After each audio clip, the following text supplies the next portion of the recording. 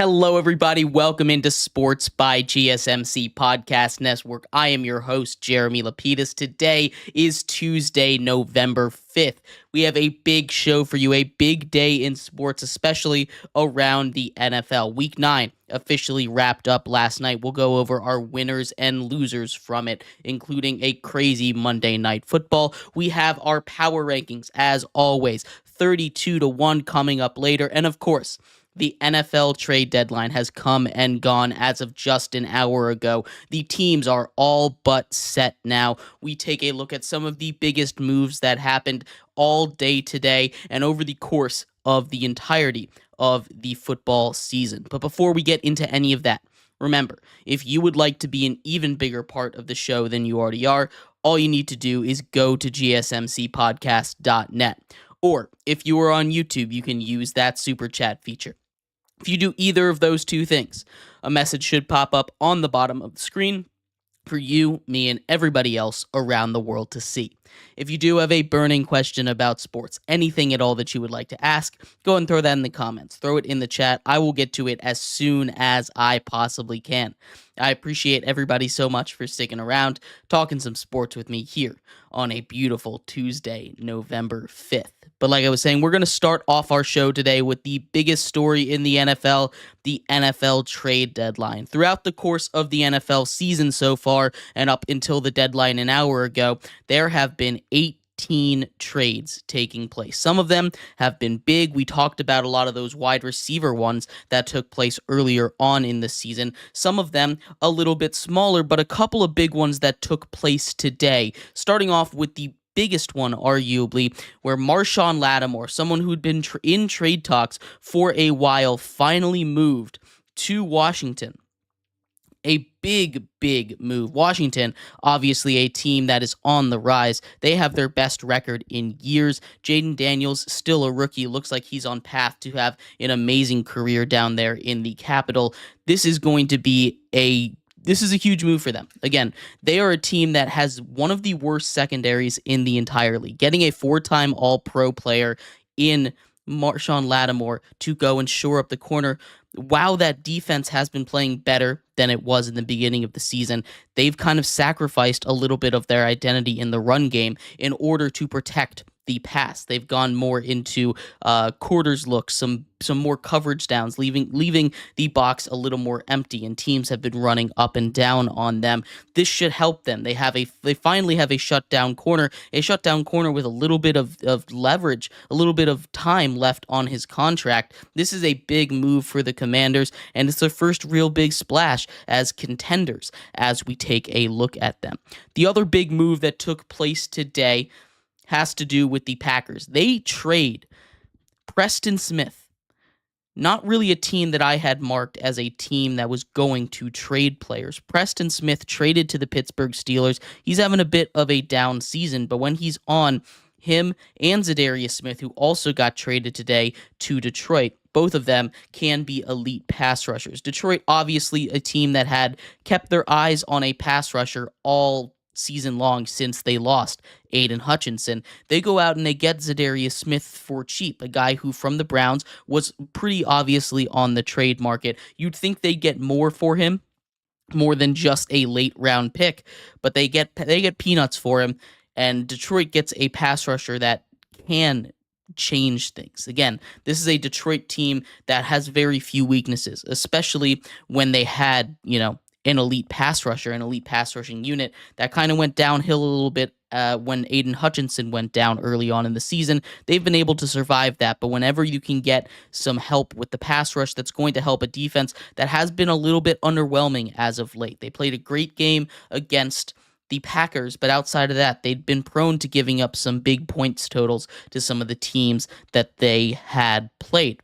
Mike Williams, also among those getting traded today. The former Jets receiver who had come over in the offseason after being cut from the Chargers had his issues with Aaron Rodgers. He gets traded to the Pittsburgh Steelers. This is one of those moves that feels like it's probably where he should have gone from the beginning. He was supposed to meet with the Pittsburgh Steelers in the offseason to decide if he was going to go sign with them. The Steelers, who have a very weak receiving core outside of George Pickens, there's not really anybody anybody else that you feel comfortable throwing the ball to. Calvin Austin has had a couple of good weeks these last few weeks. Russell Wilson has really helped explore that offensive explosiveness just a little bit more than Justin Fields was. The running game's been doing better, but adding Mike Williams kind of adds a second George Pickens. You have George Pickens, who is one of the best contested ball receivers in the entire NFL right now. You go out and you get Mike Williams, whose main specialty is that jump ball. Again, kind of contested ball. If you can just throw it up to him, he'll win a lot of those 50-50 balls. Now they have one of those guys on each of the sidelines.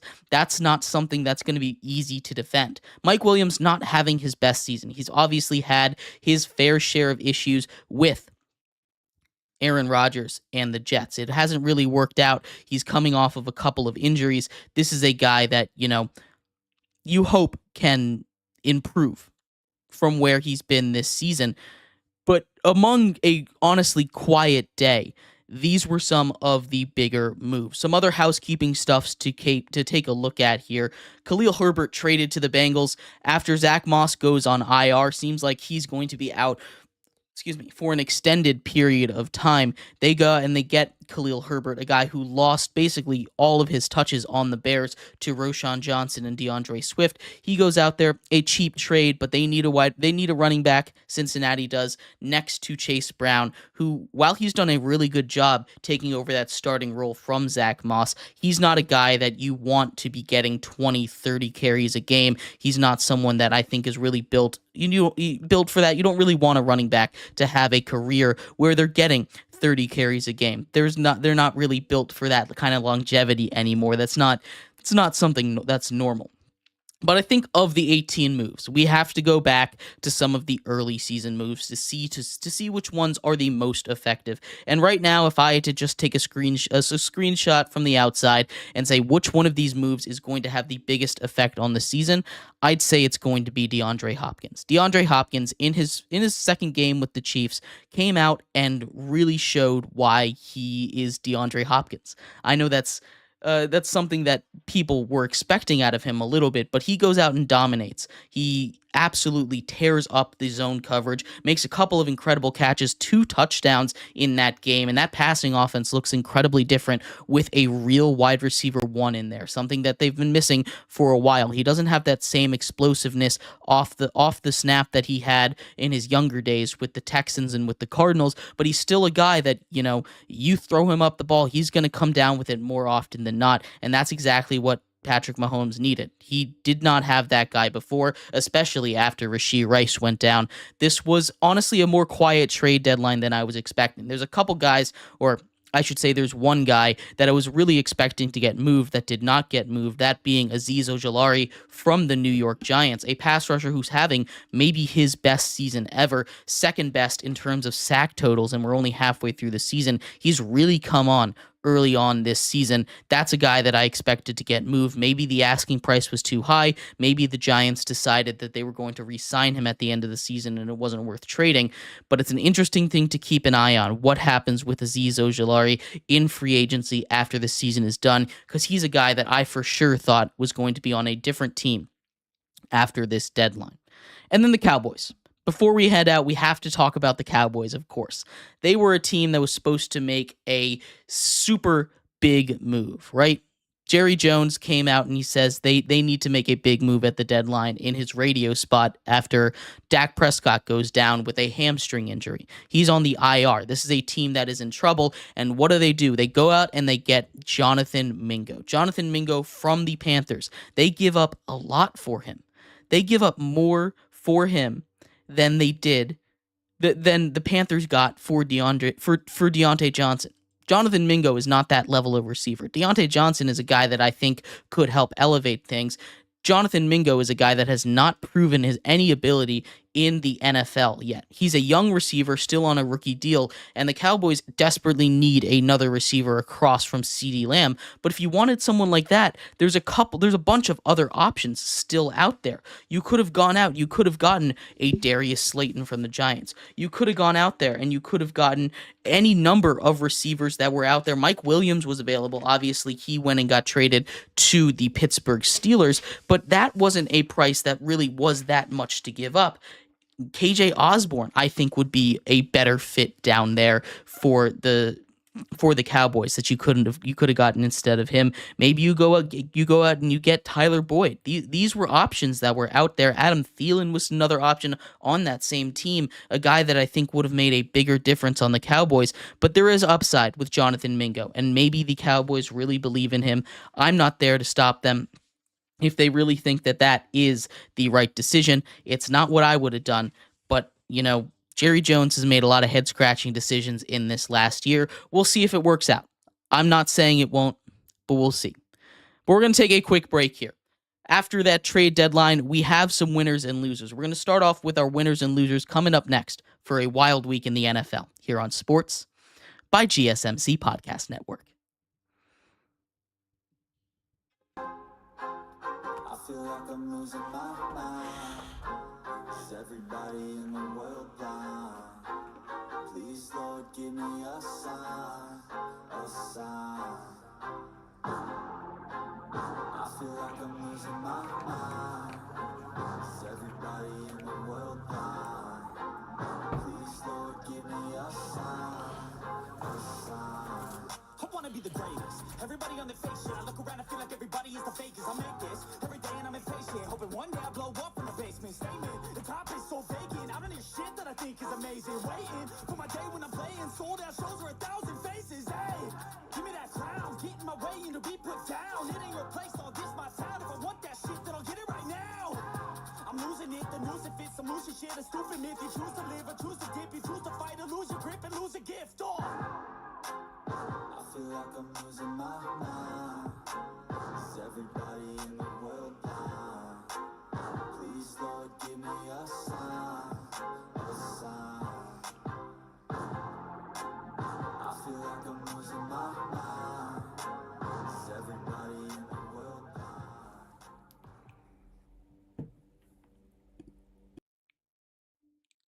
Welcome back to Sports by GSMC Podcast Network. I am your host, Jeremy Lapidus. Today is Tuesday, November 5th. Hope everybody's having a great day so far. If you are just tuning in, we just went over the trade deadline. A pretty lax trade deadline, honestly. Not very many big moves on this day. Marshawn Lattimore was moved. Both Preston and Zadarius Smith were moved, but outside of that, not too much happened. Most of the moves coming earlier in the season. In this segment, we turn our attention to Week 9 in the NFL. From over the weekend and on Monday, we have winners and losers. We're going to start off with our winners in just 1 second. But before we do, remember, if you would like to be an even bigger part of the show than you already are, all you need to do is go to gsmcpodcast.net. Or if you are on YouTube, you can use that super chat feature. If you do either of those two things, a message should pop up on the bottom of the screen for you, me, and everybody else around the world to see. If you do have a burning question about sports, anything at all that you would like to talk about, go ahead and throw that in the comments. Throw it in the chat. I will get to it as soon as I possibly can. I appreciate everybody so much for sticking around, talking some sports with me here on a beautiful Tuesday, November 5th. But like I was saying, we are going to get into winners and losers from a Week 9 that kind of had a lot of crazy turns in it. Starting off with our winners here at number 5. As always, every week we do our 5 winners and 5 losers. We're going to start off with our winners. Number 5, it's the San Francisco 49ers. And the 49ers get on the winners list for one reason and one reason alone.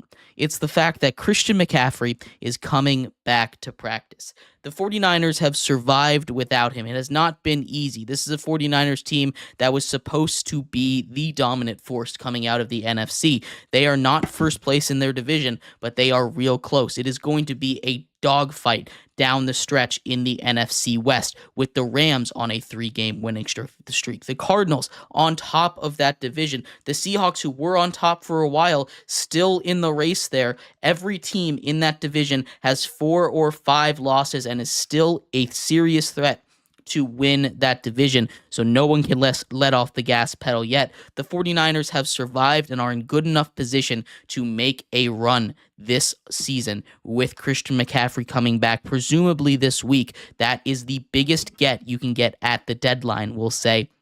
And they've done just enough to stay in it. The 49ers are the number 5 winner of the week. Staying in the NFC West for our number 4 winner, it's the Rams.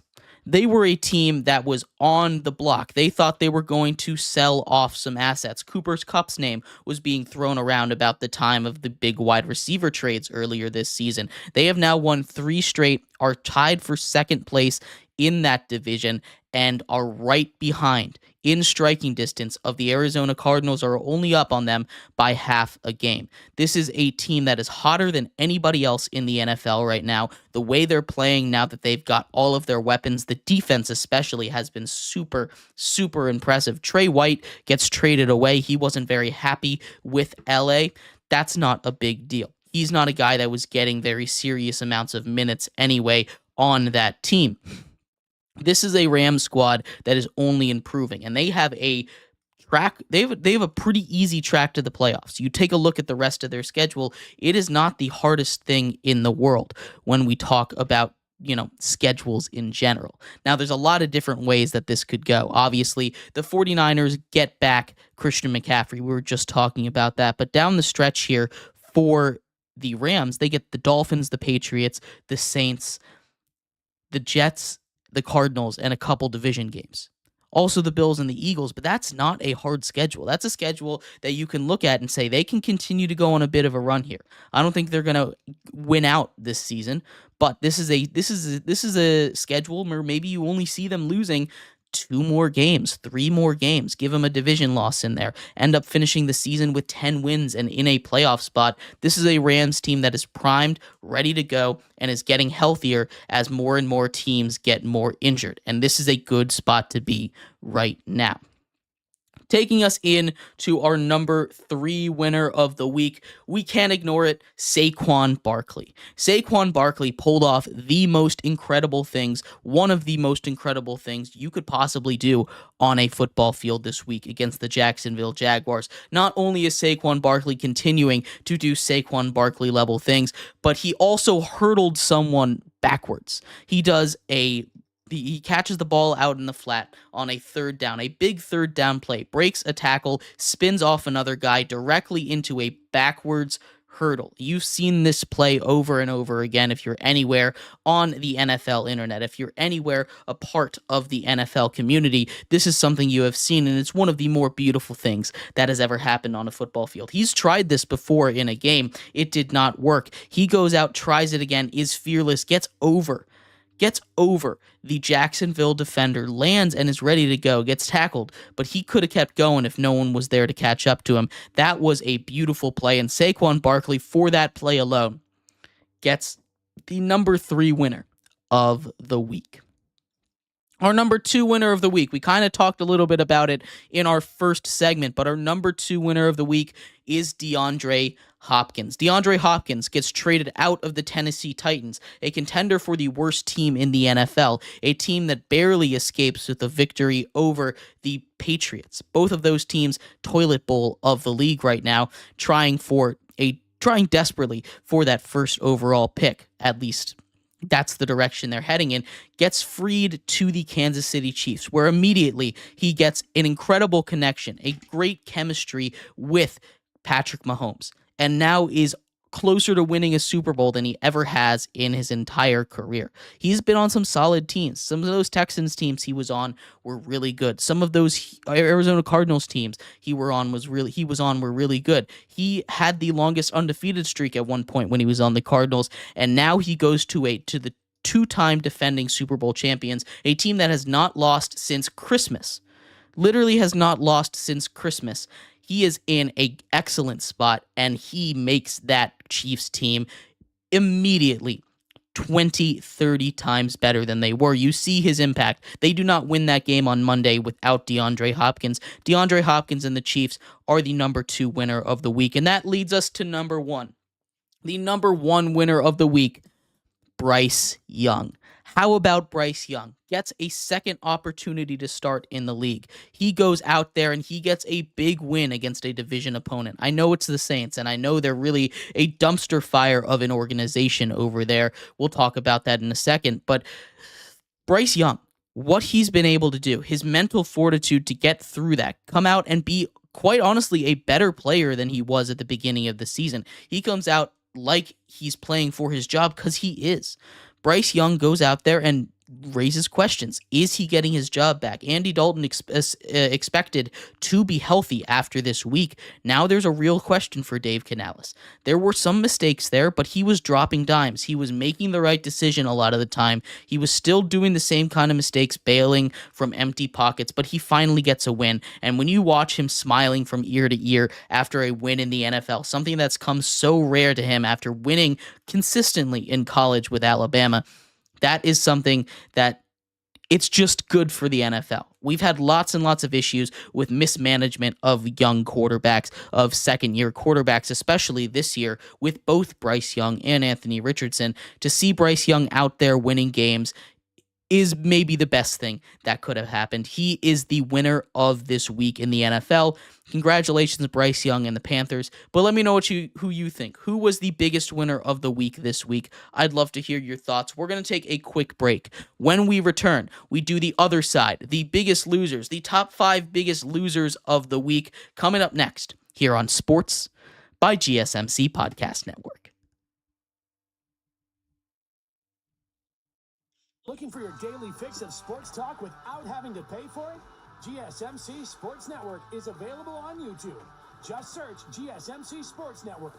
Get your fix of daily sports talk shows on YouTube, absolutely free. NFL, college football, NBA, MLB, MMA, UFC, fantasy football, and so much more.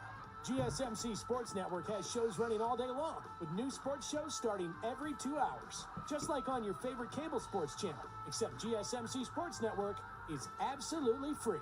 Just search GSMC Sports Network on YouTube to catch one of your new favorite shows, like the GSMC College Football Podcast, Chip Shot Football Podcast, Hoops and Heels Women's Sports Podcast, GSMC Basketball Podcast, and so many more.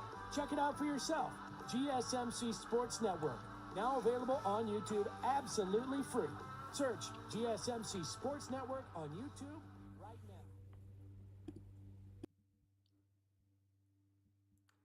Welcome back to Sports by GSMC Podcast Network. I'm your host, Jeremy Lapidus. Today is Tuesday, November 5th. If you are just tuning in, we just went over the winners of the Week 9 NFL season. It was a wild week in the NFL, and with the winners, we have to balance it out with the losers. We have the top 5 biggest losers of the week coming up in just 1 second. But before we do, remember, if you would like to be an even bigger part of the show than you already are, all you need to do is go to gsmcpodcast.net. Or if you are on YouTube, you can use that super chat feature.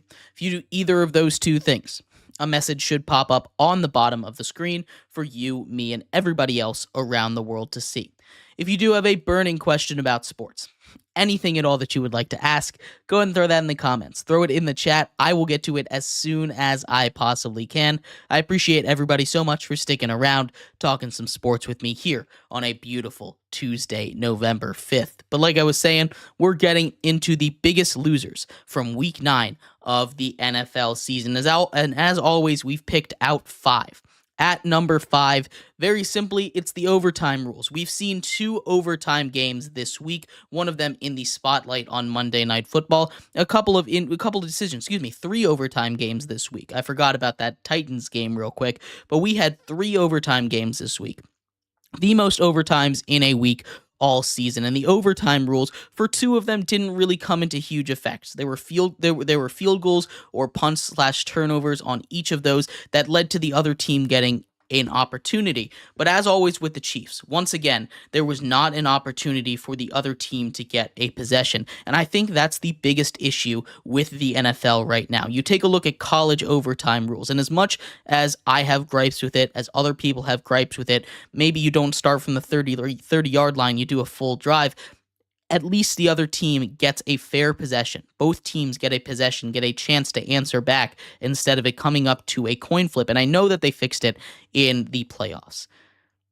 I love that they fixed it in the playoffs. That's a great thing. They fixed it in the playoffs. Why not do that in the regular season?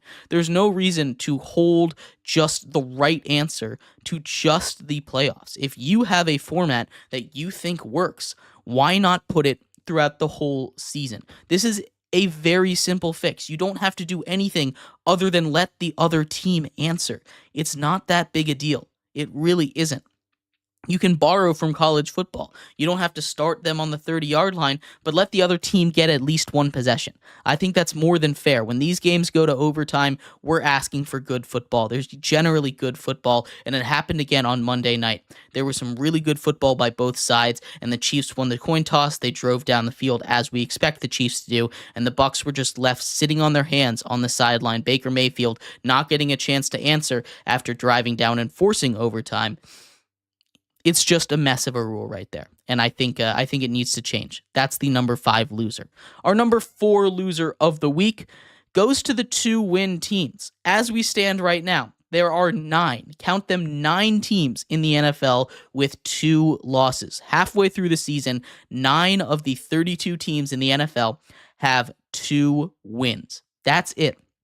They're all competing for this number 1 spot right now, and usually at this point, we have a couple of clear favorites, some really, really bad teams at the bottom, but right now, the teams at the bottom just keep being bad. And as good as much as it sucks to be bad, as much as it sucks to be that bad, 2 wins through 9 weeks, generally there's some silver lining. Generally, there's something out there saying, hey, you know what? We are going to at least get a top pick, a top 5 pick, something along those lines. But now they're not even convinced they're going to get a top 10 pick. And that is the worst of both worlds. To get a middling pick after having a brutal season, like a couple of these current 2-win teams are going to go through, it is not a good look for these teams. It is not a fun time to be a part of these teams, and I am not jealous at all for how they feel. 9 teams in that spotlight. If you extend it to 3 wins, we're into double digits there, and that's just no good. You have to have some silver lining for some bad teams there. The NFL is very much losing its middle class right now, and that's not necessarily a bad thing, but it does suck for these bad teams and these fans of bad teams that are looking for something to look forward to after the season is done.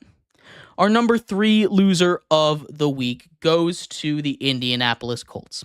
They made the boneheaded decision to switch quarterbacks, to give up on their known project quarterback, Anthony Richardson, just 10 games into his NFL career. Switch over to Joe Flacco. And, I thought it was dumb. Obviously, I've gotten on a soapbox and talked about that all of last week. That's besides the point. Here, what we're focusing on is the fact that, while I thought it might help them win now, that did not work. They looked worse than they ever have all season offensively. Joe Flacco struggling to complete passes, and I know it's against a good defense in the Vikings, a Vikings team that plays with crazy pressures. Brian Flores, one of the most creative defensive minds in the NFL nowadays. It's not an easy situation to come in, but Joe Flacco is a veteran. He's supposed to know when to make these easy plays that'll help them win that Anthony Richardson was not taking. There were on multiple occasions, you get that gunslinger Joe Flacco back when you just need 2 yards, and it costs them any it costs them any chance at competing in this game. You needed a win badly, which is why you went out and made this decision, and that offense looks worse. There were times when I was watching that Sunday night football game that I was thinking you should put Anthony Richardson back in. But now the question is it even possible to put Anthony Richardson back in? Is it something you can do looking at what you have done, the fractured relationship with him, with the receivers, with the locker room? How can you put Anthony Richardson back in the game and not ruin any chance of success? Is he going to get another chance to start? Have the Colts given up on him completely? Right now, they have put themselves in this mess. There's a difference between a Browns mess with Deshaun Watson, where, sure, they gave him the contract, but, they didn't really coach themselves into this mess. That's a front office GM decision, and that's part of it, whatever. It's not like the Saints, where they didn't coach themselves into this mess. They slowly got themselves into this mess. This is a solely your fault. Shane Steichen made this mess. He is going to have to live with it. I don't know how he's going to fix it. I don't know what the answer is, but right now, I think they need Anthony Richardson back out there if you're going to lose games. And they're going to lose games. Get your project quarterback some starts. It really is that simple. Give him a shot. He needs a shot to develop, and he's not going to develop from the bench. As much as people want him to develop from the bench, he's a guy whose biggest problem is accuracy, and he's not going to get any more accurate sitting on the bench. He's not going to get any more accurate not playing with the ones when they do practice. He's not going to get any more accurate like that. He's not going to make the better decisions like that. That is not something that fixes itself until he gets in the game. And they need to make that change now. They've gotten themselves in an unarguably awful position, and the Colts are a number 3 loser of the week. Sticking along those same lines, our number 2 loser of the week goes to the Chicago Bears. This is now 2 weeks in a row where we've had players give up on plays, not be ready for plays. DJ Moore is the culprit this week. Early on in the first quarter, 4 minutes have gone past in this whole game, and DJ Moore walks off halfway through a play. I know he can't touch the ball. I know he can't. He steps out of bounds. He's not allowed to touch it, but Caleb Williams is scrambling. He has played with low intensity, low effort through a lot of these plays. DJ Moore coming out there and just walking out of the game a week after Tyreek Stevenson, who was benched for this game and kind of walked out of the Bears facility after that. This is a Bears team that now week over week over week has become more and more of a dumpster fire. This is a Bears team that was on an upward trajectory. They were winning games, and then one mistake compounds to another. Bad coaching decisions ruins a locker room. This is how you become a bad football team. This is how you stay a bad football team. They are on the up and up. And I think Matt Eberflus has just made decisions, and he's lost the locker room, and he should be out of a job by the end of this season. Him and the offensive coordinator. And that leads us to number 1.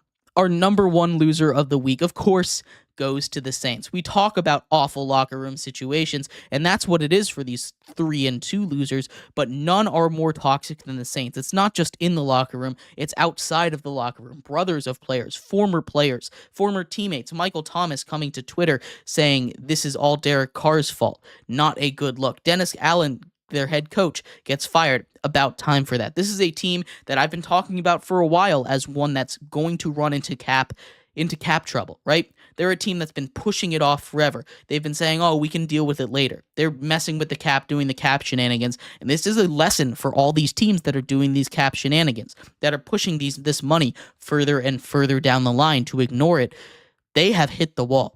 It is time to pay the piper for the Saints, and they are going to be in a dark place for a long time. They have no future. They have no money to get out of it. The only way out of this is to draft incredibly. And the Saints don't have a great history of drafting great. They have holes everywhere. They don't have the money to fix that in free agency. They're paying a lot of money to some players that are not on teams anymore.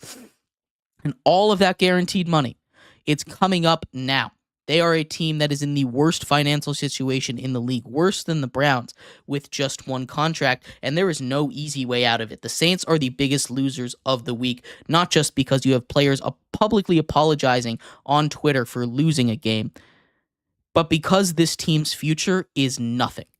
They have come up, they have to pay what they've been waiting on for years and years and years, and hopefully other teams learn from this, because this is not a situation you want to be in. The Saints are the number 1 loser of the week, but let me know what you thought. Who is the biggest loser of the week? I'd love to hear your thoughts. We're going to take a quick break. When we come back, we turn our attention to the power rankings. Week 10 power rankings coming up next here on Sports by GSMC Podcast Network.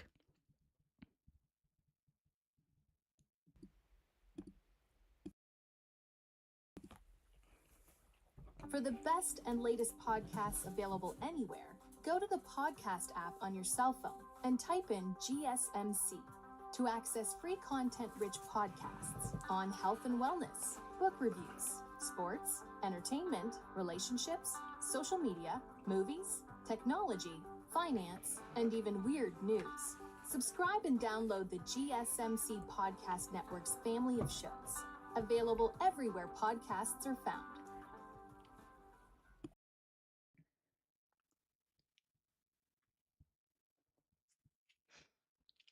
Welcome back to Sports by GSMC Podcast Network. I am your host, Jeremy Lapidus. Today is Tuesday, November 5th. If you are just tuning in, we just finished going over the winners and losers for the Week 9 NFL season. In this segment, it is Rankings Tuesday. We turn our attention to the power rankings in the NFL. We have, of course, as always, our 32-17 coming up in this segment and 16-1 coming up after that. But before we get into that, remember, if you would like to be an even bigger part of the show than you already are, all you need to do is go to gsmcpodcast.net.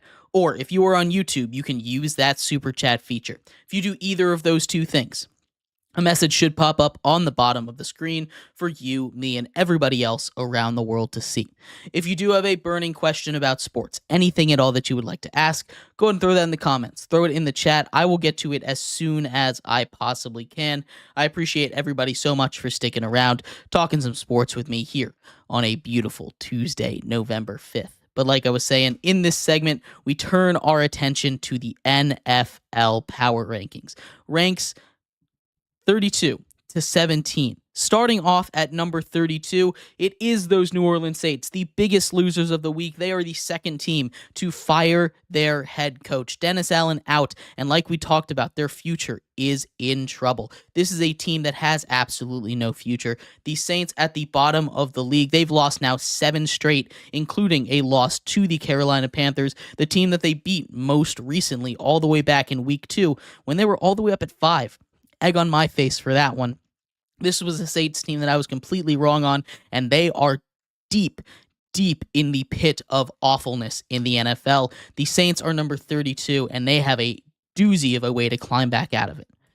At 31, it's the Las Vegas Raiders, the other team that made some coaching moves. They fire offensive coordinator Luke Getsy after this offense just continues to be stuck in the mud. Gardner Minshew benched for Desmond Ridder, not a name that I expected to get any kind of starting job after last season in Atlanta, but he gets another chance. New coaches come in. This is not an easy fix for the Raiders. That everything about that team is really, really bad. But the Raiders at 31, they're not the worst team in the league, and that's all you can ask for right now for a Raiders team that's very broken. At 30, it's the Carolina Panthers. They make a couple of moves. Bryce Young looking better. There's some positives with this team. This is a team that's slowly on the rise. They're still not there. It's still a very bad unit, especially defensively. They have their issues, but this is a team where you can see a little bit of the light. Xavier Legette coming out there, making a couple of big plays, not a perfect game for him. That's not what you expect, but this is the Panthers team that I think in a couple of years could be competing for a division title if everything continues to go right. At 29, it's the New England Patriots. The Patriots escape or almost get a win there. Drake May played really, really good football, especially down the stretch to get them into overtime, making a couple of really good plays. I knew he throws an interception that ultimately ends the game, but that play from Drake May to send them to overtime, holding the ball for almost 12 whole seconds, scrambling around, breaking tackles, getting hit and lofting a ball into the end zone to hit a receiver that's open. That was one of the athletic plays that you see out of a quarterback. It's not like he's making a Lamar Jackson kind of play, but that is what you look for at a young quarterback, extending the play in a must-have-it situation and getting it done. That is the clutch gene right there, and the Patriots have a lot to look forward to as he continues to grow in this league. At 28 is the Tennessee Titans. They barely escape with a win against those New England Patriots. Mason Rudolph plays a fine game of football. This is an interesting situation in Tennessee. That defense is one that I certainly do believe in. They have a lot of talent over there, but they have a lot of other issues there. This is a team that is going to struggle to win games as long as the offense plays as poorly as it does, as consistently as it does. This is a bad Titans team, but they can beat up on the bad teams. So they're number 28. At 27, it's the Giants. Daniel Jones breaks his curse of almost 2 years, finally throws a touchdown pass at home to Chris Manhertz, finishes with 0 yards in the first half, but they almost came back against the Washington Commanders. He played a good game. Tyrone Tracy seems to be a good talent that they found. in the 5th round of this draft out of Purdue. This is the Giants team that has a lot of rookies playing some good ball. Theo Johnson caught a touchdown in this one, the rookie tight end. You have a lot of positives on this Giants team. That defense, again, playing really good football, especially against the pass. They're not a good team, but you can kind of see the vision just a little bit. You can kind of see the vision. The Giants at 27. At 26, it's the Colts. We just went on and on in our last segment about how the Colts are one of the biggest losers of the week. They completely botched the quarterback situation, and this is a team that has upside. You saw how good that defense played, forcing plenty of turnovers of Sam Darnold, a guy whose main calling card this season had been keeping the ball clean. They kept them in the game. They end up scoring a touchdown, a defensive touchdown in this one. That was a huge moment for them. The Colts are a team that need a lot of work, but they're not out of it yet. I don't know how they're going to fix this issue, but Joe Flacco should play better than that in most games. I don't know what their plan is in the future. It's not going to be an easy fix, though. They're down to 26. At 25, it's the Cowboys. Dak Prescott on IR with a hamstring injury. They didn't make any big moves at the deadline. CeeDee Lamb a little bit banged up, expected to play, though. This is a team that has just been maybe the most disappointing team in the entire NFL. CeeDee Lamb, Dak Prescott were supposed to come out there and dominate like they did last season. Whatever magical powers is gone. They don't have any semblance of a running game. Their defense, awful. Went from one of the better defensive units in all of football last year to one of the worst this season, and that is the biggest difference. They were supposed to run it back, build off the success. None of that is happening now. The Dallas Cowboys at number 25. At 24, the Jacksonville Jaguars. They showed you some good things. I know they just got humiliated by Saquon Barkley in that game, but I really did like some of the things, especially down the stretch from the Jags. The defense stepped up huge in that second half, really slowed down the Eagles, who kind of shot themselves in the foot, making a couple of bad coaching decisions. Nick Sirianni, obviously not the greatest decision maker, lots of risks, not a big fan of what he does over there. But the Jags, to their credit, were able to claw all the way back, make it a one-possession game before ultimately not coming through in the clutch. Brian Robinson continues to play really, really good football. This is a team that, if they just get a couple more breaks to go their way, and I know they got a lot in that game to keep it close, this is a team that I could see flipping a couple of games that they've played so far to wins. The Browns at 23.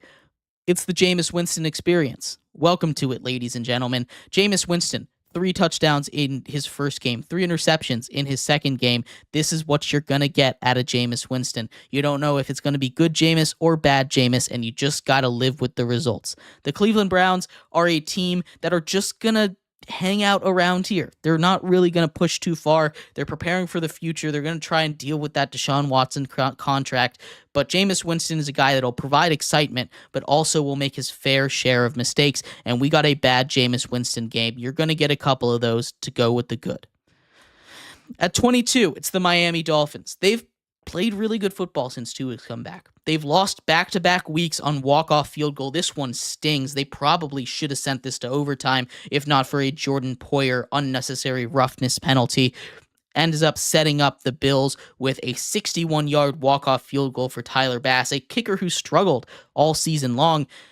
Tua let a game-tying drive in this one. They played good football. Again, this is a team that's just not catching any breaks, no matter what they do. Raheem Mostert's finally getting some touches. I think that's a much-needed adjustment from this offense. Getting a big power back like Raheem Mostert, who can also break a couple runs, like we saw last season, in the lineup to pair with Achane and that offensive passing attack. There's still some work that's needed to do. Tyreek Hill has not really been on the same page with Tua and that Dolphins offense really all season long.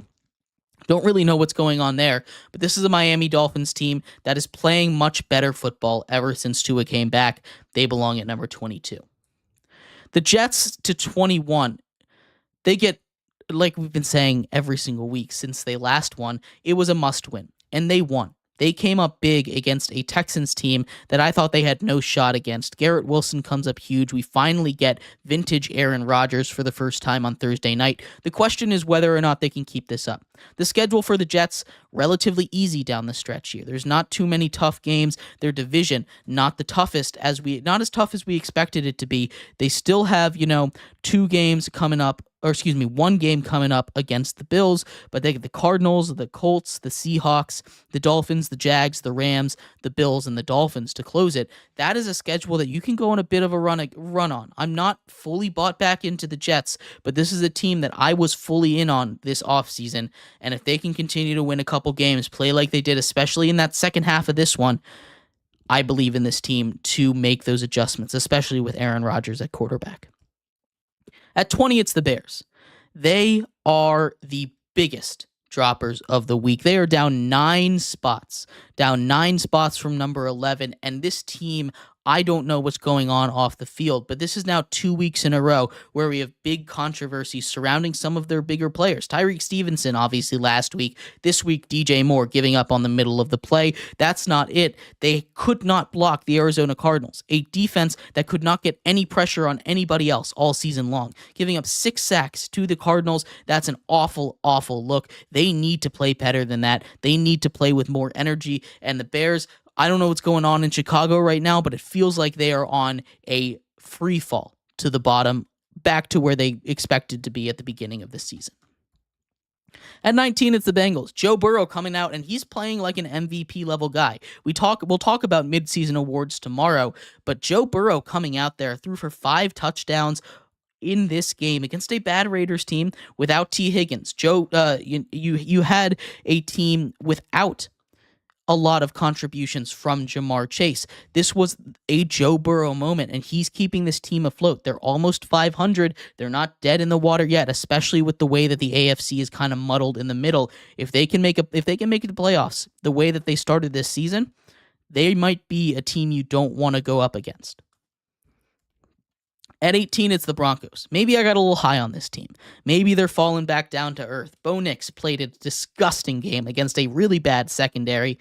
They only put up 10 points against the Ravens, a team that had let just about everybody else go wild through the air on them. Bo Nix couldn't get anything done. That Broncos defense gets absolutely torched against a really good offense. Didn't want to punish them too much for that, but this is a Broncos team that clearly has its issues. As good as they've been against the bad teams they play, whenever they play a real team like the Ravens, they come crashing back down to earth, and we all need to remember that until they beat a real team.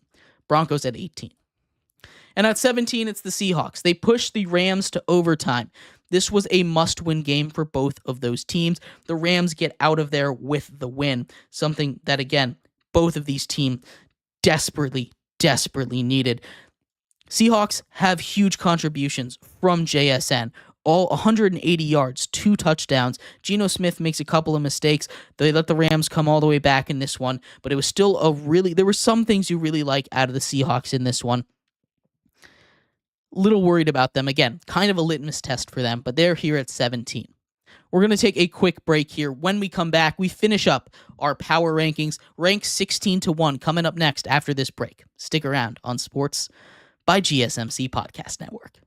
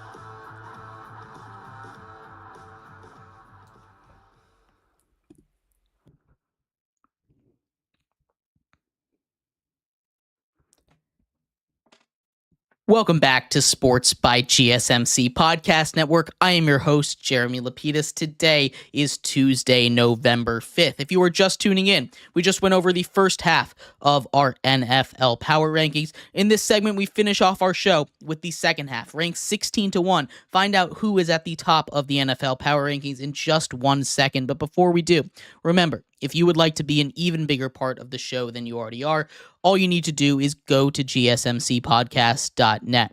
Or if you are on YouTube, you can use that super chat feature. If you do either of those two things, a message should pop up on the bottom of the screen for you, me, and everybody else around the world to see. If you do have a burning question about sports, anything at all that you would like to ask, go and throw that in the comments. Throw it in the chat. I will get to it as soon as I possibly can.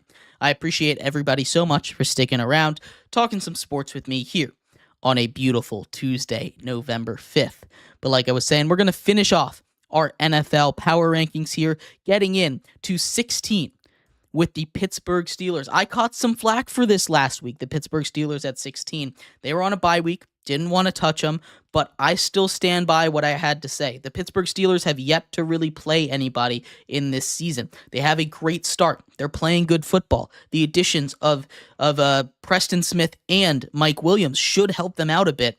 I still need to see it to believe it with this Pittsburgh Steelers team. This is not a team that I think is really going to be any kind of real threat, and I don't know why people continue to put them in the top 10, to be completely honest with you. They're at number 16. At 15, it is the Tampa Bay Buccaneers. The Buccaneers showed me something last night, even shorthanded, even without any of their receivers. Receivers held to 2 catches until the final drive of the entire game for the Buccaneers. They were able to compete with the Kansas City Chiefs. The Buccaneers were able to go out there against, in my opinion, the best defense in the NFL, in the Kansas City Chiefs, and stay toe-to-toe to them, force overtime.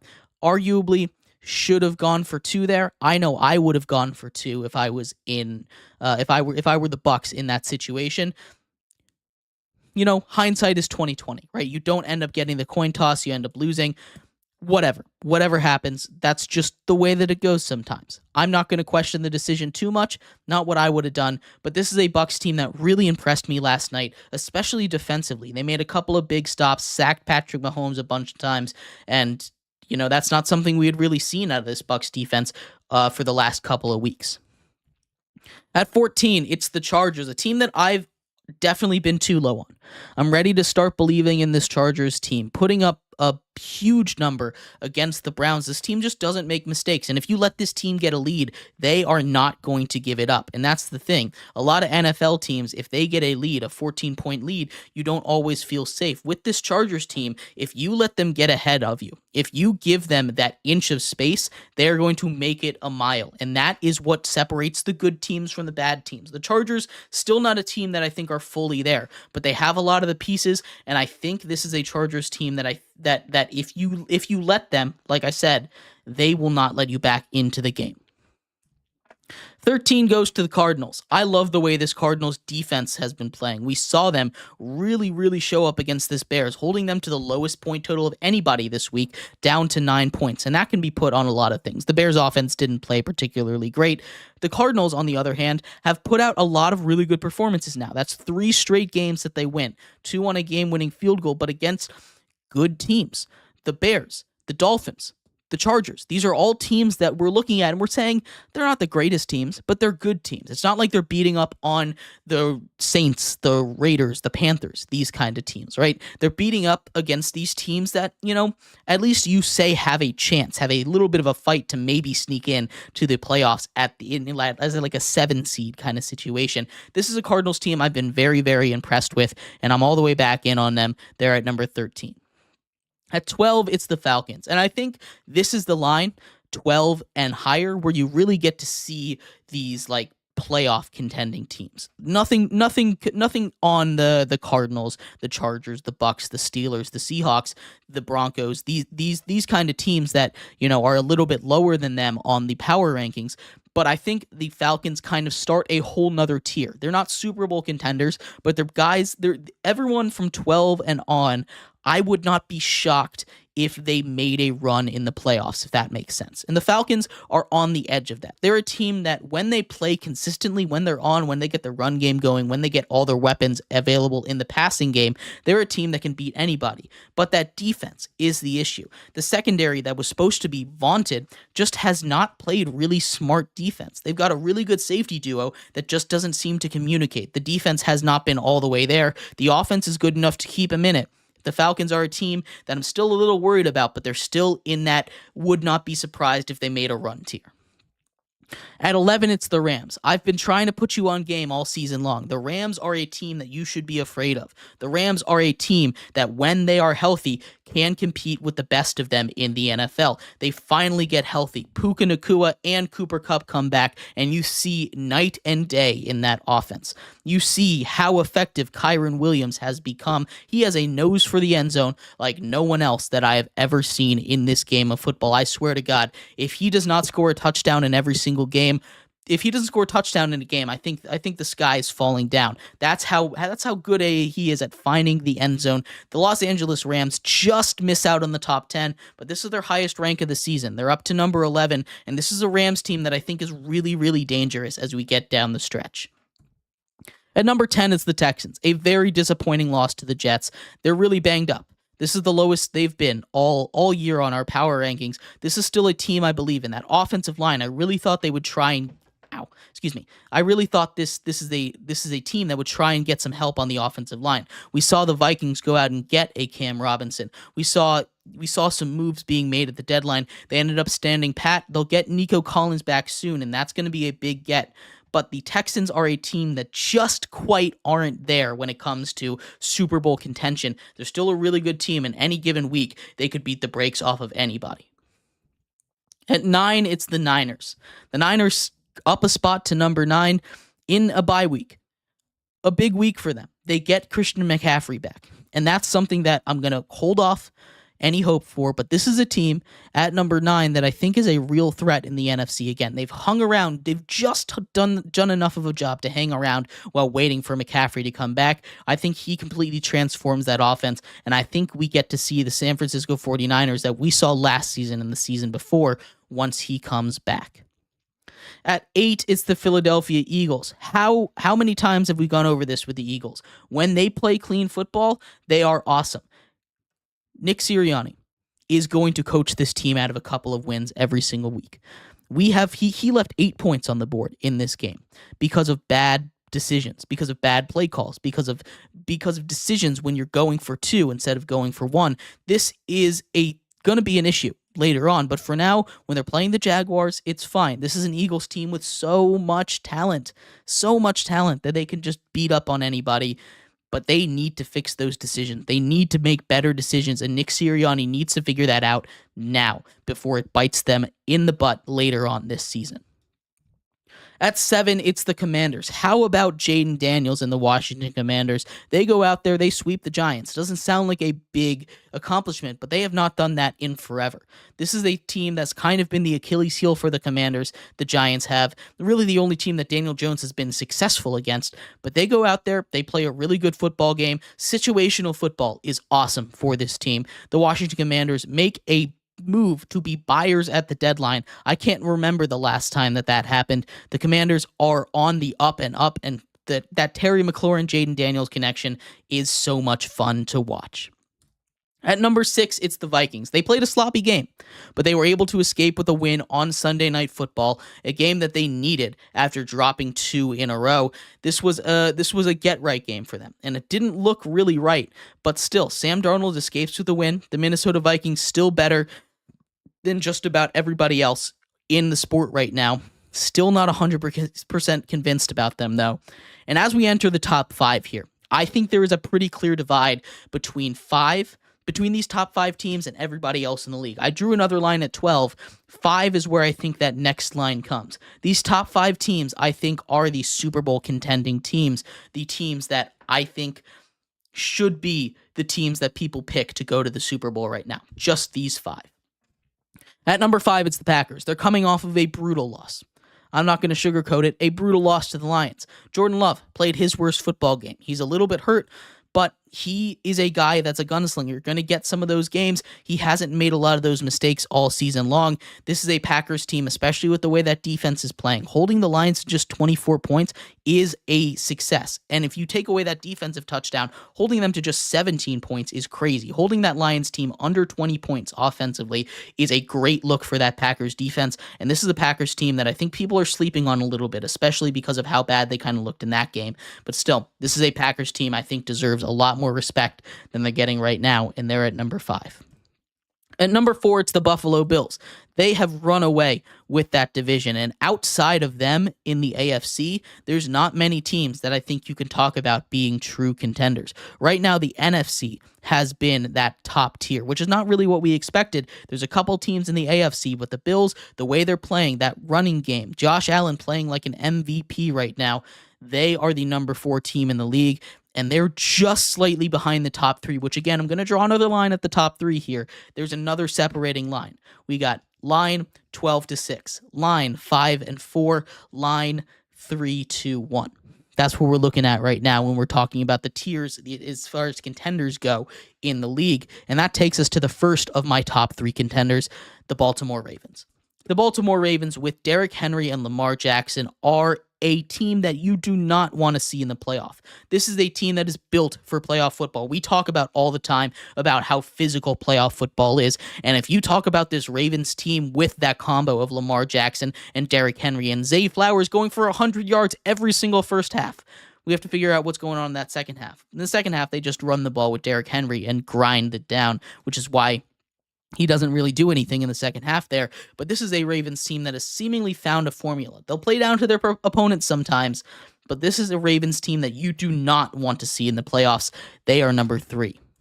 Number 2 is the Lions. The Lions come off their first ever game outside this season, which is crazy. And they play in the elements, the toughest elements that teams have had to play in all season long, I think. And they still come out there, they do their job. Jared Goff, very efficient. He just simply doesn't throw incompletions. 30 for 30 in his last 30 throws when targeting Amon-Ra St. Brown. He catches another touchdown. That run game is dangerous, and you're starting to see a theme with these top teams. They all have that run game. Derrick Henry, that backfield duo, Sonic and Knuckles in Detroit. We're starting to see a transition as more and more teams go to those 2 high looks. If you can run the ball, you are going to be a very successful team. But of course, it doesn't matter because the number 1 team are the Kansas City Chiefs. They get DeAndre Hopkins and immediately they look better. I told you a million times, I'll tell it to you again, this Chiefs defense is the best in football. The way that linebacker core plays, especially against the run, they do not let people run on them. They are able to play that 2 high cover shell with that and not let the run go. That is insane. That is not a normal thing you're supposed to be able to do, and no one has been able to run on the Chiefs all season long. They add DeAndre Hopkins. He catches 2 touchdowns. They're only getting better. Patrick Mahomes is only getting better. He really struggled through the first half of the season. I am scared to think what this team will do when they finally figure that offense out, and right now they are on track for that. The Chiefs, number 1 still. But let me know what you think. I'd love to hear your thoughts of my power rankings. Thank you, everybody, so much for tuning in to today's episode of Sports by GSMC Podcast Network. I have been your host, Jeremy Lapidus. Hope everybody has a great rest of your day. Go relax. Go pay attention to things going on in the world. It is a big night, not just in sports, but, obviously around the world. I will be back same time tomorrow talking about the college football playoff committee and their rankings. We're going to do mid-season awards for the NFL Rookie Report, and much more. So make sure you tune in for that. We'll be back same time, same place then. I've been your host, Jeremy Lapidus. You have been listening to Sports by GSMC Podcast Network. Appreciate all of you. You have a good one. Bye-bye.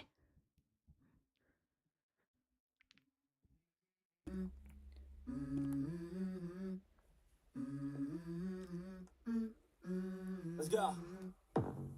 I wake up to a little bit of drool on my pillow, feel like it's gonna be a bad day. Yeah, I'm tired of shit, and the coffee ain't hit yet, damn, ain't